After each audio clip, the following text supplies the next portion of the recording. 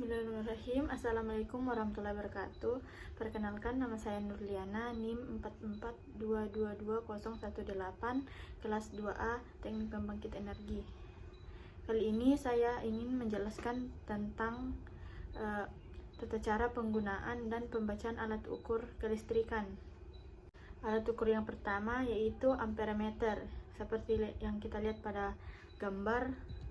Adapun cara penggunaan dari alat ampermeter yaitu kita bisa melihat gambar yang ada di atas. Cara mengukur ampermeter adalah dengan dipasang seri pada komponen yang akan diukur. Prosedur ini membuat arus yang mengalir di ampermeter sama dengan arus yang mengalir melalui komponen karena tidak ada percabangan. Nah, yang perlu kita perhatikan adalah batas ukur. Batas ukur ini adalah pilihan rentang pengukuran. Jadi sebelum melakukan pengukuran, kamu harus mengetahui perkiraan arus yang ada di rangkaian atau komponen, lalu pilih batas ukur yang bisa mengakomodir perkiraan besar arus tersebut. Contohnya, jika kamu mengukur arus dari listrik PLN yang umumnya memiliki besaran arus 2-4 ampere, maka pilih batas ukur sekitar angka tersebut, misalnya 10 ampere, sehingga nilai 2-4 ampere bisa terukur. Jika batas ukur terlalu kecil, misalkan kamu memiliki 1 ampere, maka berisiko merusak amperemeter yang kamu gunakan. Jika terlalu besar, kamu akan mendapatkan jarum tidak bergerak sama sekali. Selanjutnya, cara membaca hasil pengukuran dari amperemeter. Sesuai gambar di atas, kamu bisa melihat jarum penunjuk ampermeter mengarah ke angka 60 dan skala maksimum pada ampermeter yang digunakan adalah 100. Terakhir adalah batas ukur sebesar 200 mA.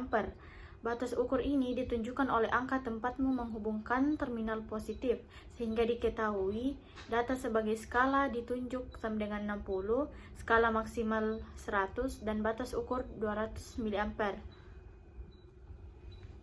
Adapun selanjutnya cara menghitung nilai arus terukur dengan dirumuskan hasil ukur sama dengan skala ditunjuk per skala maksimal dikali batas ukur. Maka perhitungannya menjadi 60/100 dikali 200 mA sama dengan 120 mA. Maka dapat disimpulkan bahwa arus yang terukur oleh amperemeter adalah 120 mA. Alat selanjutnya yaitu voltmeter. Kita bisa melihat gambar yang ada di atas.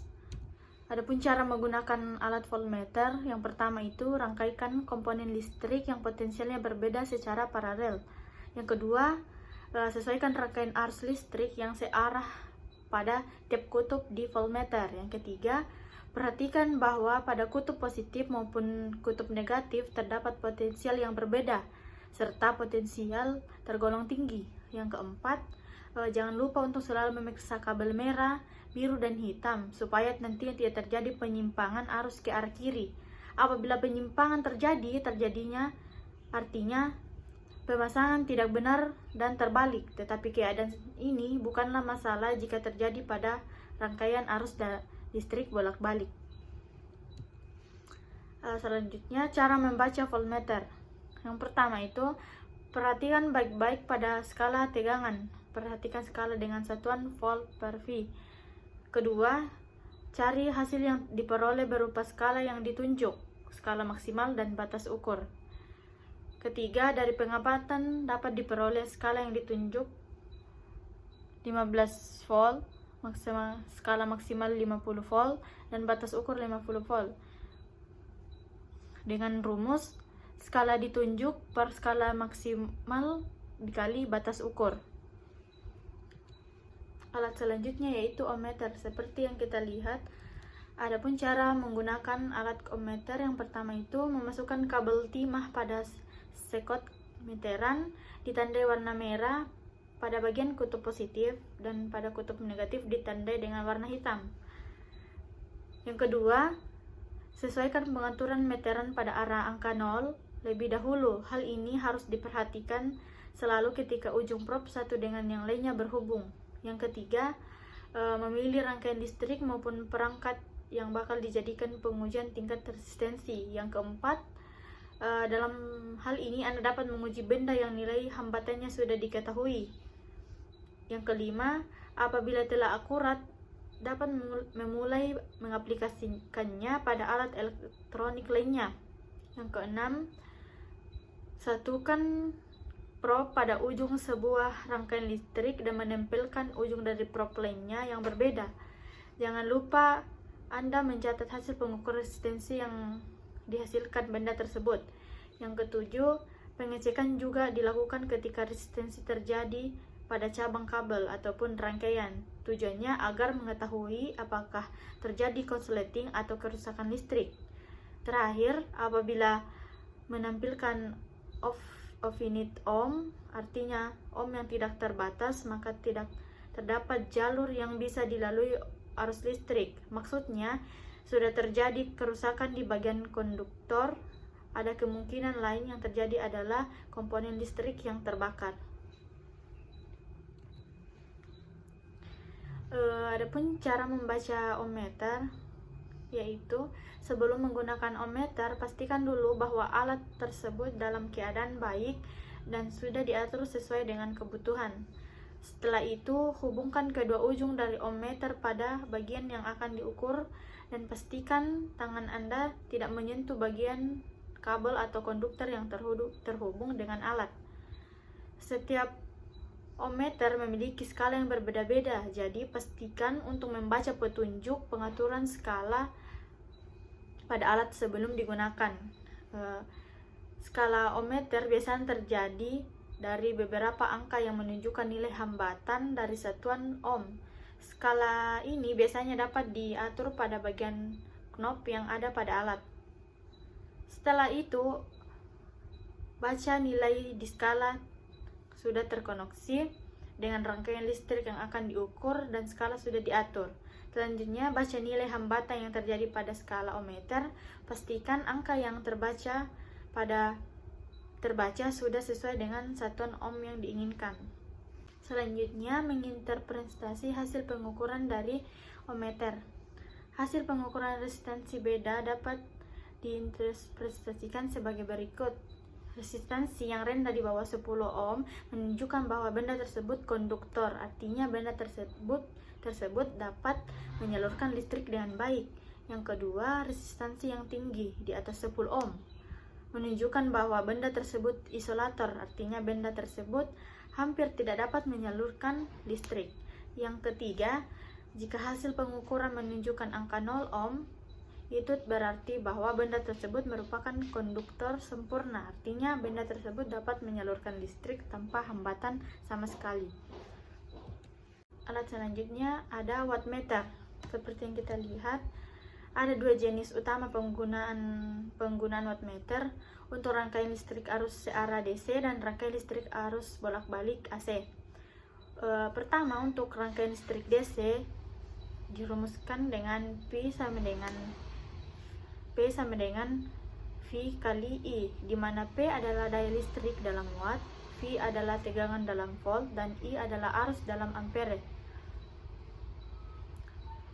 Yang kedua, untuk rangkaian listrik AC dirumuskan dengan P sama dengan V kali I kali cos theta, di mana P adalah daya listrik dalam watt, V adalah tegangan efektif dalam volt, dan I adalah arus efektif dalam ampere.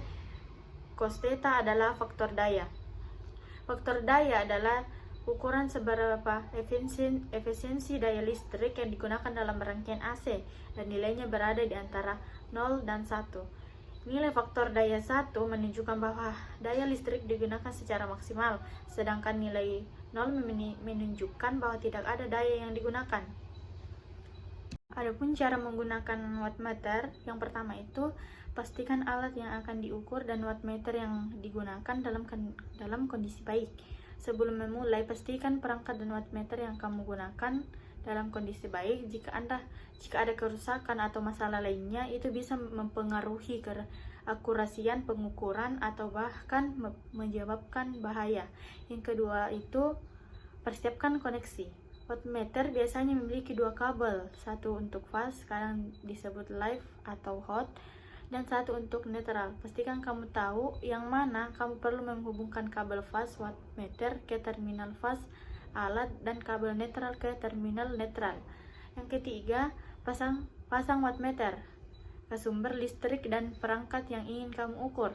Pastikan semua koneksi aman dan stabil sebelum melanjutkannya. Yang keempat, nyalakan perangkat yang ingin kamu ukur. Kamu harus melihat pembaca pada wattmeter berubah. Yang kelima, baca hasil. Lihat pada layar wattmeter untuk melihat beberapa watt yang digunakan perangkat. Catat angka ini apabila perlu.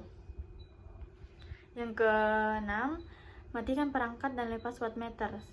Setelah kamu selesai, matikan perangkat dan lepas wattmeter dengan hati-hati. Selanjutnya, fungsi dari wattmeter. Anda bisa menggunakan wattmeter untuk mengukur arus listrik yang searah ataupun yang bersifat bolak-balik. Rumus perhitungan dengan sebagai berikut jika arus listriknya searah, yaitu P sama dengan V, I sama dengan I2, R sama dengan V2 per I. V merupakan tegangan beban, I mewakili arus beban, sementara R merupakan tahanan beban. Sedangkan untuk arus yang bolak-balik dirumuskan dengan P sama dengan V kali I. Alat selanjutnya ada kWh meter. Seperti yang kita lihat, alat ini adalah alat yang dipakai untuk mengukur tegangan listrik atau total energi listrik yang digunakan dalam kurun waktu tertentu. Alat ini lebih sering digunakan untuk memberitahukan berapa jumlah nilai listrik yang ada di tiap rumah.